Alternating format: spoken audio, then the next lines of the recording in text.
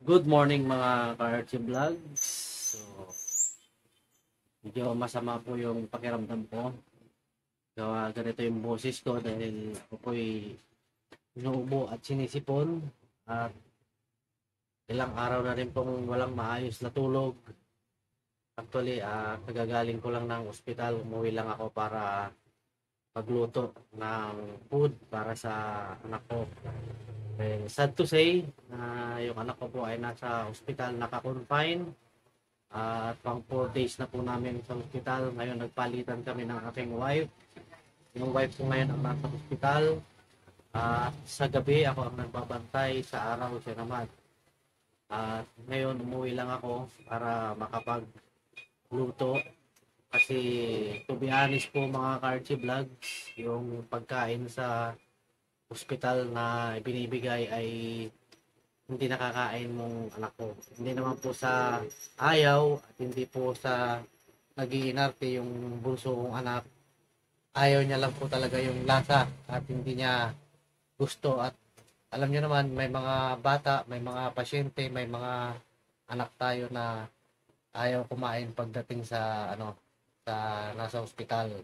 Hindi sila makakain ng maayos. Kaya umuwi ako at request niya na ipagluto ko daw siya. Naglalambing yung anak ko. Actually, kahit di siya maglambing, planado ko po talaga na paglutuan siya. Kahapon nagluto ako is adobong manok. So, ngayon, ang request niya sa akin is yung chicken tinola. At yun din po talaga ang balak ko na lutuin para sa kanya. So, yun ang ni-request niya. So, ngayon, mga ka-Archie Vlogs, ito, piniprepare ko na yung ating lulutuin para sa request ng aking anak. So, sa nagtatanong po kung bakit nandoon sa ospital yung aking anak at kung anong nangyari, panoorin niyo po yung buong video. Sa dulo po, makikita ninyo at malalaman po ninyo mga Karty Vlogs kung bakit po nasa ospital yung aking busong anak. Kita-kits po tayo at magluluto na po tayo mga Karty Vlogs. So, this is it mga ka-Archie Vlogs. Yung ating lulutuin ay chicken tinola. Ayan, walang malunggay mga ka-Archie Vlogs. Kaya, dahon ng sili na lang yung ilalagay natin. Ito na po yung chicken meat. Nahugasan na po natin yan at palinis na. And then, sayote po yung ilalagay ko. Ayan, meron na po tayong 2 pirasong sayote. Bawang, sibuyas, luya. And then, magic sarap. Andun yung chicken cubes, nandun pala sa nakalimutan ko. So, ito natin lulutuin mga Karchi Vlogs.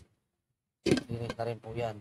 So, simple lang natin siyang lulutuin at bibilisan natin para umabot tayo doon sa lunch ng aking bunsong anak. So, kita-kits po tayo mamaya mga Karchi Vlogs. So, may mga nagtatanong po siguro dyan kung bakit nagagawa ko pang mag-vlog. So, as a tatay po mga Karchi Vlogs, yung sakit na nararamdaman ng anak ko ay tumatagos po sa akin, lalo na sa pagtusok ng karayom sa kanyang braso na tumatagos sa kanyang manipis na katawan sa braso is ako po yung nakakaramdam ng sakit. Kaya huwag niyo po sana akong i-bash kung bakit nagagawa ko pang mag-vlog. Itong pag-vlog ko po ay parang iwinawaglit ko din lang po yung nararamdaman ko mga Karchi Vlogs.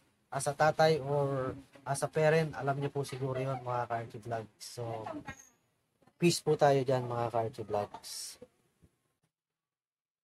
So, this is it mga Karchi Vlog. So, preparado po lahat ng ating lulutuin na chicken tinola para po sa aking bunsong anak na nasa ospital na naka-confine. So, prepare na po natin yung ating mga ingredients. Pasensya na po kayo sa boses ko. At masama din po talaga ang aking pakiramdam, ilang araw na. So, pinipilit ko lang na maging malakas para hindi panghinaan ng loob yung aking anak. So, ito na po yung ating sayote, mga Karchi Vlogs. Andin yung dahon ng sili. Ayan, mga Karchi Vlogs. Andin yung chicken meat natin. Andin yung ating chicken cubes, peppercorn, and then seasoning granules, andin yung ating mga ingredients. And then dito po tayo magluluto. So tayo po magigisa na mga Karchi Vlogs. Punta na po tayo doon sa kusina mga Karchi Vlogs. So, ito na po mga ka-RC Vlog. At nagigisa na po tayo. Hindi ko na po na-videohan yung pag-isa natin ng bawang, sibuyas at saka luya. At wala pong mag-aawa mga ka-RC Vlogs. Ako lang po mag-isa. Nang nandito sa bahay ngayon, wala akong videographer. Kaya ako na lang po mag-isa mga ka-RC Vlogs. So, mag-isa na po natin siya.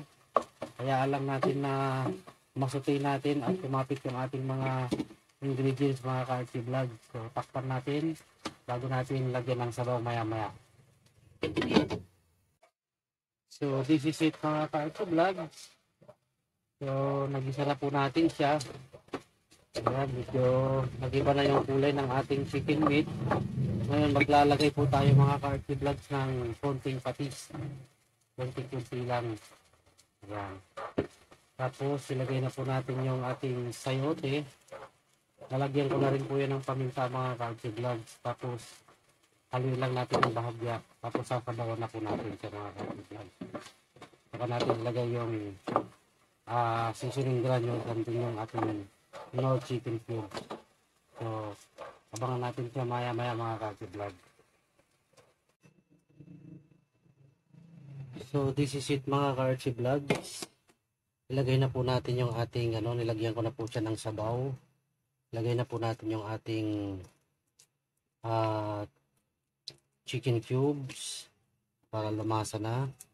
And then yung ating seasoning granule. Ayan mga ka-RC Vlogs. And then yung ating sili, na dahon ng sili. Para pag kumulo na po siya, habang kumukulo na po siya mga ka-RC Vlogs, tayo naman po ay maliligo at mag-prepare. Magsasalin na po tayo ng ating sa